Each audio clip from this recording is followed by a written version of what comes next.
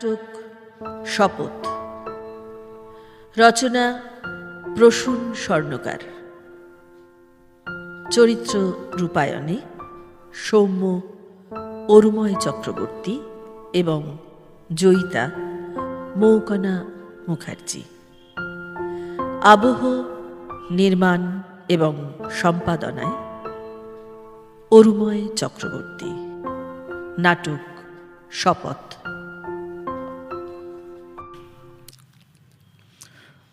আপন প্রাণীর গোপন বাসনা টুটিয়া দেখাতে চাহিরে, হৃদয় বেদনা হৃদয়ে থাকে, ভাষা থেকে যায় বাহিরে। শুধু কথার উপরে কথা, নিষ্ফল ব্যাকুলতা, বুঝিতে বোঝাতে দিন চলে যায়, ব্যথা থেকে যায় ব্যথা। মর্মবেদন আপন আবেগে স্বর হয়ে কেন ফোটে না, দীর্ণ হৃদয় আপনি কেন রে বাঁশি হয়ে বেজে ওঠে না।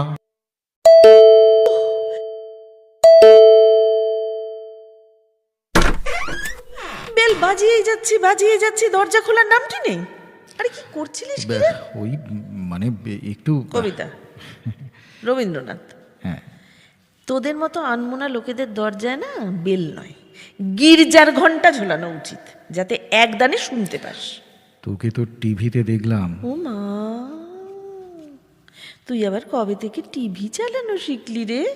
দেখো দেখিনি টিভির চ্যানেল ঘোরাতে গিয়ে হাতে না ব্যথা হয়ে যায়। কি যে ভাট বকিস না, ইলেকশনের সময় টিভি দেখবো না আজ ইলেকশন, তাও মনে আছে তোর? মানে কি উন্নতি, কি উন্নতি! তা ভোট দিয়েছেন সৌম্যবাবু? রীতিমতো সকাল 7টা থেকে লাইনে দাঁড়িয়ে। এই দেখ, আঙুলে কালির দাগ। লক্ষ্মী ছেলে, সকাল সকাল ভোট দিয়ে টিভিতে আমাদের মতো ঝঞ্ঝাটিয়াদের দেখে এক পেট ভাত খেয়ে কবিতা পড়ছেন। আহা, 3টি মন্ত্র নিয়ে তোদের জীবন, খাও দাও খুশিতে কাব্য চর্বণ। গান তো নয়, যেন জিউএন। এই দাঁড়িয়ে দাঁড়িয়ে আর কত আবুল তাবুল বকবি? চেয়ারটা টেনে বস, আমি ফ্রিজ থেকে জল নিয়ে আসছি। ওহ বাবা, কতক্ষণ পরে বসলাম, বাইরে যা গরম। কই রে, জল না বিয়ার কি খাওয়াবি বললি? এই নে জল খা। বাবা, লেবু, চিনি, শরবত, একেবারে ঠান্ডা শরবত কার জন্য বানিয়েছিলিস রে মাইরি? তৃষ্ণার তোদের জন্য, পিপাসার তোদের জন্য। আজ বাইরে তাপমাত্রা প্রায় 46 ডিগ্রি। রুদ্র তোমার দারুণ দীপ্তি এসেছে দুয়ারে ভেদিয়া, বক্ষে বেজেছে বিদ্যুৎ বাণ, স্বপ্নের জালে ছেদিয়া। ভাবিতেছিলাম উঠি কিনা উঠি, অন্ধ তামস গেছে কিনা ছুটি, রুদ্ধ নয়ন মেলি কিনা মেলি, তন্দ্রা জরিমা মাজিয়া। ওফ, আবার রবীন্দ্রনাথ! কেন যে মরতে আসি তোর এখানে, জাস্ট না মাথা ধরে যায়, বুঝলি? পদধ্বনি শুনি নাই গো, কখন তুমি এলে, কইলে কথা ক্লান্ত কণ্ঠে, করুণ চক্ষু মেলে। তৃষা কাতর পান্থ আমি শুনি চমকে উঠে, জলের ধারা দিলেম ঢেলে তোমার করপুটে। মদমরিয়া কাঁপে পাতা, কোকিল কোথা ডাকে, বাবলা ফুলের গন্ধ ওঠে পল্লী পথের বাঁকে। আচ্ছা সৌম্য, হ্যাঁ রে, তো রবীন্দ্রনাথের কি কোনো কাজকর্ম ছিল না রে? আরে যা দেখেছেন তাই নিয়েই কবিতা লিখেছেন। তাও শেষ বয়সে স্বয়ং কবি দুঃখ করে লিখেছেন, আমার কবিতা জানি আমি, গেলেও বিচিত্র পথে হয় নাই সে সর্বত্রগামী। অথচ এই রবীন্দ্রনাথের জন্য তুই স্বেচ্ছা নির্বাসন নিলি। কি যে বলিস, স্বেচ্ছা নির্বাসন কেন? আমি কি জঙ্গলে বাস করি? বাজে বকো না গুরু, তোমার বাবা একজন কোটিপতি ব্যবসায়ী, অন্য ভাইয়েরা বোদা মাথা নিয়েও টপাটপ বিদেশ থেকে ডিগ্রি কিনে রেলা দেখিয়ে ঘুরে বেড়ায়, আর তুই এত ভালো একাডেমিক কেরিয়ার, স্কুলের টিচারের লাইফ বেছে নিলি। 4 বই, রবীন্দ্রনাথ, আর একা ফ্ল্যাটে জীবনযাপন। রবীন্দ্রনাথ লিখেছিলেন, নারীকে আপন ভাগ্য জয় করিবার কেন নাহি দিবে অধিকার। এখন দেখছি ছেলেরাও তোদের জ্বালায় নিজের মতো বেঁচে থাকতে পারবে না। দেব নাই তো, 4 বোন আমরা। আরে বাবা ট্রামের কন্ডাক্টর, ভাড়া বাড়িতে মানুষ হয়েছি, মুখে দুটো ভাত তুলে দিতে মাকে দিনের পর দিন ভুখা পেটে থাকতে হয়েছে। ছোটবেলা থেকে অবজ্ঞা, তাচ্ছিল্য আর অপমান ছাড়া মানুষের কাছ থেকে আর কিচ্ছু পাইনি, কিচ্ছু না। তোরেই আমি তোমাদেরই লোক, এই স্টাইলটা দেখলে না আমার জাস্ট গা জ্বালা করে। আমার আর কি কি দেখলে গা জ্বালা করে তোর? সব, দু চোখে দেখতে পারি না তোকে। আরে স্কুল লাইফ থেকে পার্টি করি আমি, কলেজে পড়ার চেয়ে রাজনীতি করেছি বেশি। আর তুই কলেজে কদিনের আলাপ, কি যে দেখলি আমার মধ্যে। আমার নোটস লিখে দেওয়া, টাইমলি ফি জমা দেওয়া, সব যেন তোর দায়িত্ব। আসলে না তুই খুব অহংকারী, নিজে সুন্দর দেখতে বলে আমাদের মতো খেদি পেঁচিদের উপকার করে মহান হবার চেষ্টা। কৃষ্ণকলি আমি তারেই বলি, কালো তারে বলে গাঁয়ের লোক। মেঘলা দিনে দেখেছিলে মে মাঠে, কালো মেয়ের কালো হরিণী চোখ। ঘোমটা মাথায় ছিল না তার মোটে, মুক্ত বেনি পিঠের পরে লোটে। কালো তা সে যতই কালো হোক, দেখেছি তার কালো হরিণী চোখ। মেয়েদের চোখ দেখতে পারি বইই গেছে তোমার। তোমাকে আমি চিনি না, সালা বিশ্ব ক্যাবলা আকাশমুখ রামুদাসী। ঘটনাটা ঠিক কী ঘটেছিল? কি ঘটনা? যেটা টিভিতে দেখালো, যার জন্য তুই টেন্সড হয়ে আছিস। কে টেন্স হয়েছে? কে টেন্স হয়েছে?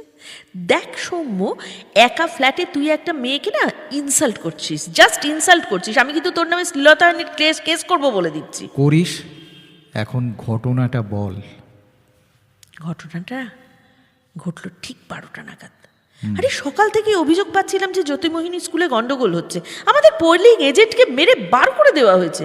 11:30 নাগাদ শুনলাম ওরা বুথ জ্যাম করে দিয়েছে। আরে আমি একজন ক্যান্ডিডেট, আমি তো চোখ বুজে বসে থাকতে পারি না।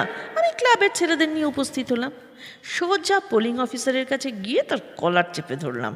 অপদার্থ ছাগলের দল, বসে বসে কি ঘাস ছিঁড়ছে এখানে, ব্যাস এভরিথিং ইজ ওকে। আবার ভোট চালু হলো। আরে সবাই বেরিয়ে আসছি, পাবলিক আমার নামে স্লোগান দিচ্ছে। হঠাৎ হঠাৎ ভিড়ের মধ্যে থেকে একটা বোম উড়ে এলো। আরে আমার ঠিক 5 হাত দূরে বোমাটা ফেটে গেল। তারপর ও কি ধোঁয়া, লোকজন পালাচ্ছে, মিডিয়া, পুলিশ। আরে জায়গাটা একেবারে আগ্নেয়গিরি হয়ে গেল। আমি সামনে দেখালাম যে আমি একদম ঘাবড়াইনি, খুব নর্মালভাবে সব কিছু ট্যাকল করলাম। কিন্তু জানিস, বুকটা না সেই থেকে ভীষণ কাঁপছে। মাথা ঠান্ডা রাখ জয়িতা, তোর এখন অনেক দায়িত্ব। আমি কিচ্ছু পারবো না রে, এত সামান্য ব্যাপারে ভয় পেয়ে গেলাম। আরে ছি ছি ছি ছি ছি, আরে ওরা তো ভয় দেখাতেই চাইছিল, আর আমি সত্যি ভয় পেয়ে গেলাম। আমি ভয় করবো না, ভয় করবো না। দুবেলা মরার আগে মরবো না ভাই, মরবো না। তরিখানা বাইতে গেলে মাঝে মাঝে তুফান মেলে, তাই বলে হাল ছেড়ে দিয়ে ধরবো না, কান্নাকাটি ধরবো না। আমি জিততে পারবো না, দেখিস আমি না একেবারে হেরে ভূত হয়ে যাবো রে। তুই জিতবি, জিততে তোকে হবেই। অ্যাসেম্বলিতে যাবি, শপথ নিবি, আমি সামনে বসে তোকে এনকারেজ করবো। হ্যাঁ, শপথ নেব, আরে ব্যাং করবো, ওসব করার ক্ষমতাই নেই আমার। আছে, করমরে সম্মানিত নববীর বেশে, দুরূহ কর্তব্য ভারে, দুঃসহ কঠোর বেদনায় পরাইয়া দাও অঙ্গে মোর ক্ষতচিহ্ন অলঙ্কার। ওঠ, উঠে পড়। মানে কদিন ভালো করে খাসনি, ঘুমোসনি, তাই মনটা দুর্বল হয়ে পড়েছে। আবার মনটা শক্ত কর।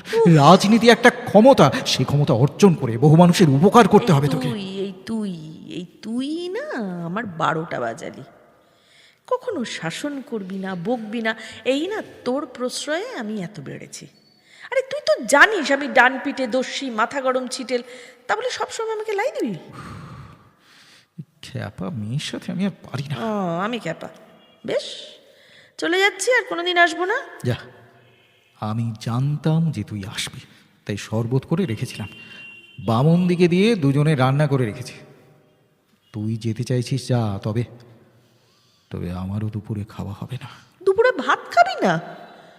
এত বড় শত্রুতা করবি আমার সঙ্গে? করব। বেশ, না হয় খেলাম, তারপরে যদি ঘুম পেয়ে যায়? ও ঘরে ঘুমোবি? আমার মনটা খুব অস্থির করছে রে, কেমন নার্ভাস লাগছে। একা ঘরে আমি ঘুমোতে পারবো না। বেশ, আমি তোর পাশে বসে থাকবো। চুপ করে। হ্যাঁ। না, তোকে না ওই ওই যে ওই বিচ্ছিরি কবিতাটা, ওই যে বিচ্ছিরি কবিতাটা না মানে? শোনাতে হবে। কোনটা? হে মোর দুর্ভাগা দেশ, যাদের করেছ অপমান, অপমানে হতে হবে তাহাদের সবার সমান। মানুষের অধিকারে বঞ্চিত করেছ যারে, সম্মুখে দাঁড়ায় রেখে তবু করে দাও না স্থান। অপমানে হতে হবে তাহাদের সবার সমান। তুই বলবি আর আমি শুনতে শুনতে ঘুমিয়ে যাব। বেশ।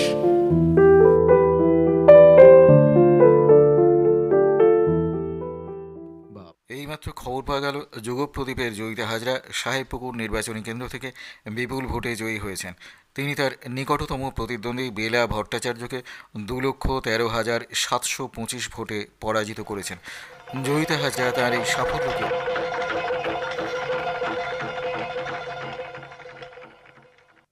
বাবা, গল্প করতে করতে তো অনেক দূর চলে এলাম, একেবারে পুরো জমিদার বাড়ির পেছনের দিক। বলো সুমিত, কি তোমাদের সমস্যা? আরে কি এমন ব্যাপার যে নির্জনে বলতে হবে? কি ব্যাপার নরে, হাতে লাঠি নিচ্ছ কেন? আমাকে মারছো কেন? কি করেছি তোমাকে? চলো। বাচ্চা।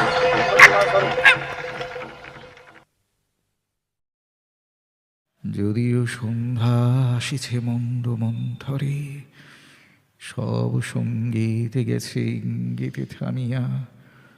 যদিও সঙ্গী নাহি অনন্ত অম্বরে, যদিও ক্লান্তি আসিছে অঙ্গে নামিয়া। মহাশঙ্কা জপিছে মৌন মন্তরে, দিক দিগন্ত অবগুণ্ঠনে ঢাকা।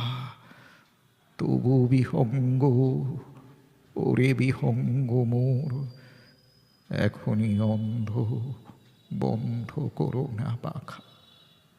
আরে জয়িতা, কখন এলি? মাথা ফাটিয়ে দিয়েছে, ডান পায়ের গোড়ালির হাড় ভেঙে দিয়েছে, ডান হাতে প্লাস্টার করতে হয়েছে। ও কিছু না, বস। 3 দিন ধরে হসপিটালে আছিস, কোনো খবর পাইনি কেন? বাবা দাদাকেও কোনো খবর দেয়নি। তোরা রাগী লোক, কি করতে কি করবি? রাগ? তোর গায়ে হাত পড়লে জয়িতা হাজরা কি করতে পারে ওদের কোনো আন্দাজ আছে? তোর জন্য আমি কি করতে পারি তা ওরা জানে? বাদ দে না জয়িতা, যা হয়ে গেছে তা নিয়ে আর ঝামেলা করার কি দরকার? সৌম্য, ওই প্রত্যেকটি আঘাত আমার প্রাপ্য। নির্বাচনে হেরে ওরা তোকে মেরে প্রতিশোধ নিয়েছে। তুই ছেলেগুলোর নাম বল। না, ওরা আমার ছাত্র। ন্যাকামি করিস না। ছাত্র সবকটা কাঁচা পয়সার মদের বোতলের লোভে বিক্রি হয়ে গেছে, আমরা ওদের ছাল ছাড়িয়ে নেবো। নাম বল। না, ছাত্র বিপথগামী হতে পারে, কিন্তু তবু সে ছাত্র। তোর পার্টির ছেলেদের নোংরা হাত ওদের গায়ে পড়তে দেবো না। হ্যাঁ, আমরা তো নোংরা, অসভ্য, বস্তান, সমাজ বিরোধী, আর ওনার ছাত্ররা সব গঙ্গা জলে ধোয়া তুলসী পাতা। এই শোন না, তুই জিতলি, মিষ্টি খাওয়ালি না তো? একদম কথা ঘোরাবি না সৌম্য, তোর কোনো বিচার নেই। তোর ছাত্ররাই তোর আপন হলো, আর আমি কেউ নই।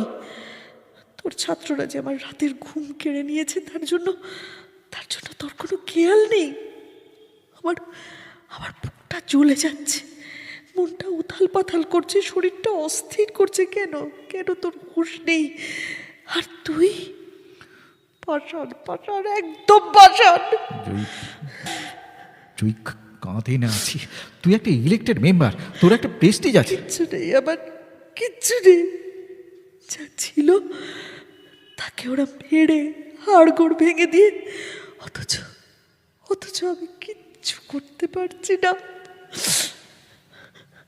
কিচ্ছু না।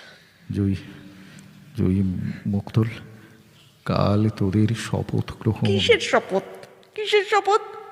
তুই বলেছিলি তুই যাবি, তুই যখন যাবি না আমিও যাব না। দূর পাগলি, আমার কতদিনের স্বপ্ন তুই সেজে গুজে মঞ্চে দাঁড়িয়ে শপথ গ্রহণ করবি। উনি বলবেন আমি, আর তুই বলবি আমি জয়িতা হাজরা, পিতা অবিনাশ চন্দ্র হাজরা এই মর্মে শপথ করিতেছি যে দারুণ দারুণ হবে। বেশ, তুই এক্ষুনি শপথ কর। কিসের শপথ? যা আমি বলবো। বেশ বল। আমি সৌম্য সরকার, আমি সৌম্য সরকার, পিতা দুর্লভ সরকার, পিতা দুর্লভ সরকার এই মর্মে শপথ করিতেছি যে এই মর্মে শপথ করিতেছি যে নির্জন পথে জ্যোৎস্না আলোতে সন্ন্যাসী একা যাত্রী, মাথার উপরে তরু বিথিকার কোকিল কুহরি উঠে বারবার, এতদিন পরে এসেছে কি তাঁর আজি অভিসার রাত্রি। জয়ী বললি যে শপথ নিবি। নগর ছাড়াই গেলেন দণ্ডী, বাহিরে প্রাচীর প্রান্তে দাঁড়ালেন আসি পরিখার পারে, আম্র বনির ছায়ার আধারে কেউই রমণী পড়ি এক ধারে তাহার চরণ পান্তে। নিদারুণ রোগে মারি গুটিকায় ভরে গেছে তার অঙ্গ, রোগমুষি ঢালা কালিতনু তার লয়ে প্রজাগণে পুরো পরিখার বাহিরে ফেলেছে করি পরিহার বিষাক্ত তার সঙ্গ। সন্ন্যাসী বসে আড়ষ্ট শির তুলে নিল নিজ অঙ্কে, ঢালি দিল জল শুষ্ক অধরে, মন্ত্র পড়িয়া দিল শির পরে, লেপি দিল দেহ আপনারে করে শীত চন্দন পঙ্কে। ঝরিছে মুকুল, কুজিছে কোকিল, যামিনী জোছনা মত্তা, কে এসেছ তুমি ওগো দয়াময়? শুধাইল নারী, সন্ন্যাসী কয় আজি রজনীতে হয়েছে সময়, এসেছি বাসবদত্তা। আমি এবার যাই। নিজের দিকে একটু খেয়াল রাখিস তুই। না রাখলেই বা ক্ষতি কি? শপথ তো করানোই রইল। যদি আকাশ মুখ ফিরিয়ে নেয়, গোটা পৃথিবী দূরে চলে যায়, মহাসাগর পাশ থেকে সরে যায়, জানি একজন আসবেই। জয়ী আজ আসি, কেমন? আয়।